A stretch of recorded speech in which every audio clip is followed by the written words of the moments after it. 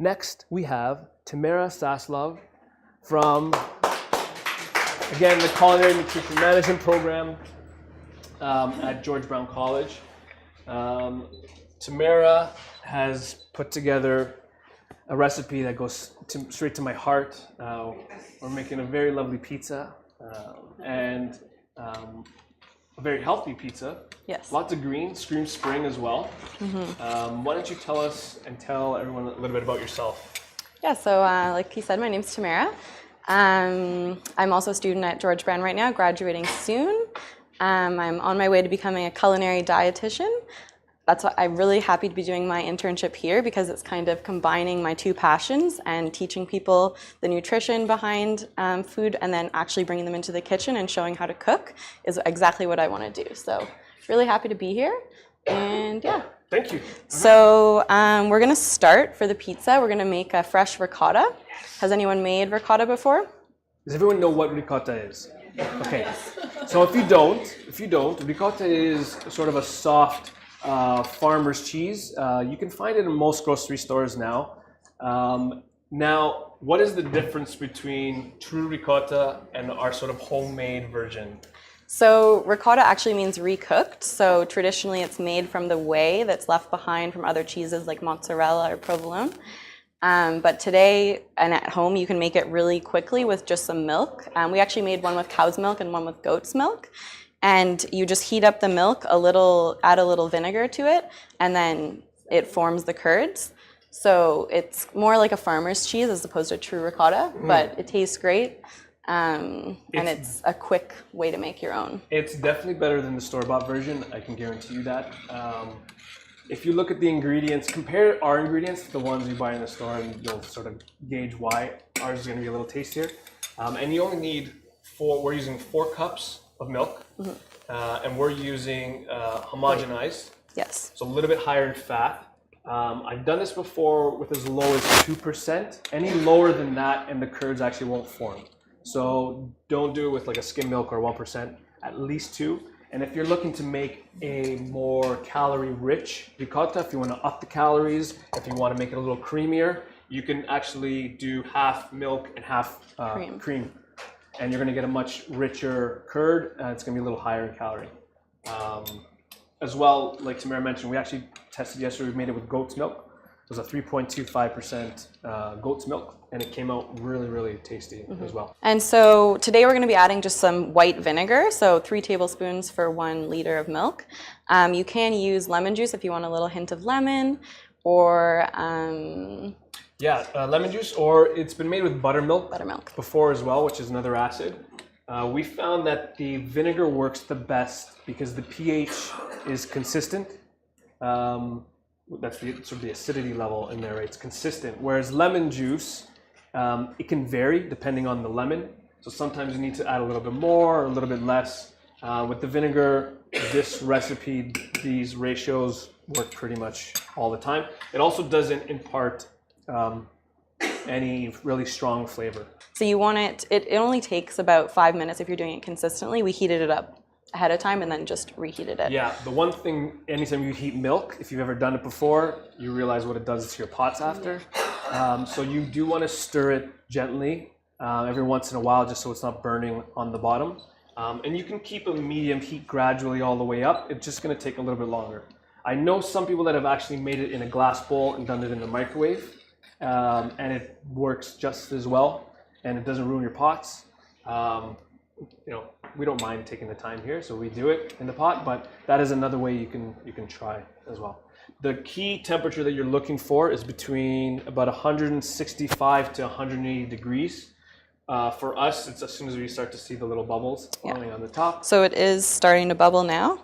So I'm going to add in the vinegar. Right, and if you look into the screen up there, pretty much as soon as Tamara starts turning it, you're gonna, I don't know if you can catch it, but it's gonna start to curdle. And start See the separation? Yeah. So that's the whey.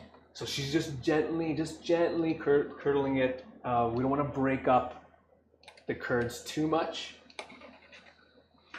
I love it. It's like magic. I know, that's very interesting. And you're making your own cheese, which is fantastic. And that's it. And so then you just want to let it sit for about 5 minutes, and then put it through. If you have cheesecloth, you can use that. If you don't, you can just use a strainer. And if you want to eat it right away and have it a little bit softer and warmer, you can just strain it for a few minutes. But if you want a firmer cheese, then you can just leave it in the fridge. Yeah, you kind of strain it out, leave it in the fridge overnight, sitting in this to get all the liquid out. And we can actually pour it in now. If you're at home, just wait like a few minutes. Beautiful. So if you've ever heard the term curds and whey, this is what we're referring to, right? So you can see on the top now, we have our fresh warm ricotta. This is delicious. Like first bite as it's warm over a little piece of crostini or bread. It is absolutely fantastic. My mouth is watering as I'm talking about it. But like Tamara said, if you want it chilled and cold, you can just let it strain off and let it drain most of the water out in the refrigerator. What do you do with the water? So that's a good question. So you can drink it. As a rite of passage, we were taking shots of the whey yesterday. It's very tasty. I think it is. Tamara didn't find it very tasty. It wasn't as bad as I was expecting, but it does have a little bit of vinegary aftertaste. So it just tastes. I didn't find that, but maybe. If you have enough. Yeah. But otherwise, it's just the separation. So you can use it in. I know some people use it in smoothies, but otherwise you can just discard that. This is what we're looking for here. The sort of coagulation. But that's it. That's the homemade cheese. Sound exciting? Anyone gonna try it? Yes. Yes, maybe? All right. And now on to pizza. Yes. Yes. So I decided I want to do pizza because who doesn't love pizza? And so this is my favorite type of pizza. So I love having pizza for brunch. And to put some extra protein on there that isn't necessarily meat, I love cracking fresh eggs on top. It makes it look beautiful and tastes great as well. And you get that instead of having like a dipping sauce, the dipping sauce is already on your pizza. Yes. Fresh cracked egg. Very nice. So today, to make it simple, we just did some store-bought dough, but obviously you can make your own. So if you haven't rolled out dough before, just some pointers. So you always want to do it on a floured surface. You want to flour your hands as well. If you're using a rolling pin, that as well. And so to start out, you want to just kind of poke your fingers in it to kind of get rid of some of the air that's trapped in there. If you can see, there's like big bubbles that are popping up. And then you just want to kind of start stretching it. So I go like this way. Jeremy likes to go in a circle, which I'm not as good at. It's a little harder for me. But anyway, and I love making pizza because it's something that you can get everyone involved. If you have other members in your family, you have friends over, relatives for a pizza night, everyone can kind of do their personal pizza with their own toppings and actually make it instead of just being served it, which is kind of fun. So just want to put a little bit of olive oil on the pan. I accidentally gave Tamara the pan with the holes in it. So that's okay. Don't use one with the holes in it. That's not enough olive oil for Jeremy, probably. No. Here. Do you want more? Sure. You can put a little bit of, I actually learned a technique from someone. They put a little bit of cornmeal on the bottom of the pan, and that helps prevent it from sticking as well, and it gives you almost like a crunchy bottom layer. A little bit of the olive oil is just going to help as well. And so then you're just going to shape it into your pan. And kind of, this dough has been sitting for a while, so it has a lot of air in it, so it needs to be decompressed a little further. And that's actually a good point. If you do get the store-bought, it's usually kept in the refrigerator. It's going to be cold, it's going to be chilled. Take it out of the bag, put it into a floured bowl, just cover it with a dish towel, and just let it warm up for a little bit, so that it sort of comes back to life, and you'll sort of see it almost double in size a little bit. So it'll be softer, the dough, or? It'll be softer. It's going to be a little easier to stretch. When the dough is cold, it contracts, and it's very hard to get it to stretch.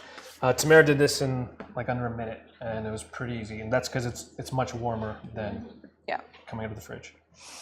All right, so traditionally, Pizza obviously has tomato sauce. I'm not a huge tomato sauce fan, so I decided to do a pesto, and it is a fully plant-based pesto, so pretty much good for anyone.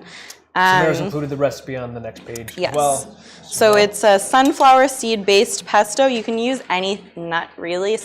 Hemp seeds, almonds, cashews, and then a little garlic, lemon, salt. I use nutritional yeast so that it is fully plant-based. You can use Parmesan if you have that. And then obviously your greens. So you can use, I used a basil, but you can use arugula. I've even done a spinach one time. I don't know what else you've used. Sun-dried tomato. I like a little bit of heat in my pesto, so I usually throw some chilies in there as well. But like Tamara said, you start off with any nut or seed. Traditionally, like the Genovese style, you would use pine nuts. Pine nuts are as expensive as gold these days. Yes, it is. So we found sunflower seeds, which are pretty cheap, work actually really, really well, and it has a really, really nice flavor. So we're just gonna spread that out. And the other ingredient is obviously olive oil. I forgot about that. Yes, olive And oil. a little water.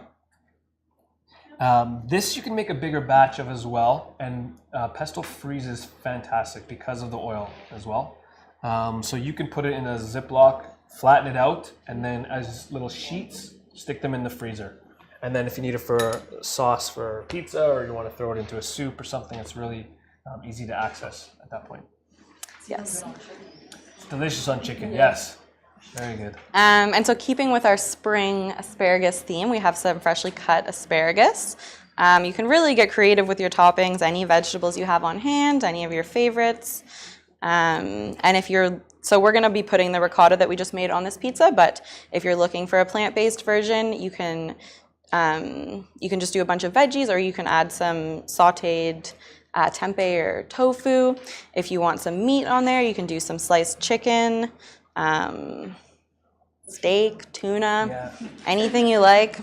Some pizza connoisseurs might consider this blasphemous, Yeah, but that's okay. I think, like Tamara mentioned, this is sort of the perfect canvas for your cooking, especially if you're not that comfortable in the kitchen. This is a nice way to sort of ease into it. We call this sort of cooking from the hip, because it's really sometimes whatever you have on hand. Most things will work in this platform, right? So definitely if you want to get cooking a little bit more, this is a nice way to, and most people like pizza, so it's hard to mess this one up too. Yeah.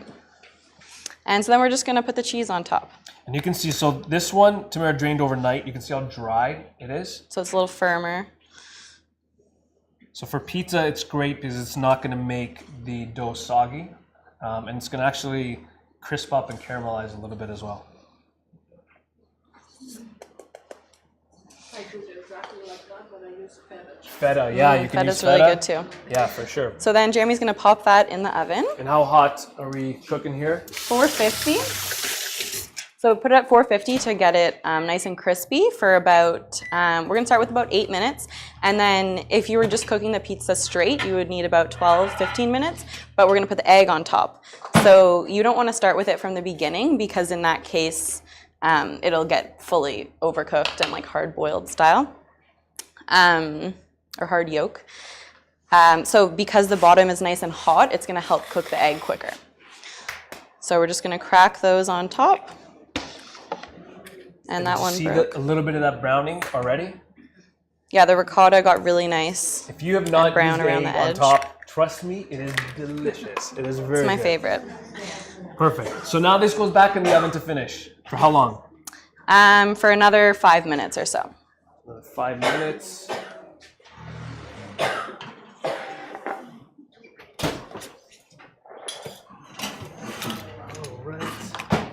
We have a very fast oven here, as you can see. My hands do not feel heat either, so.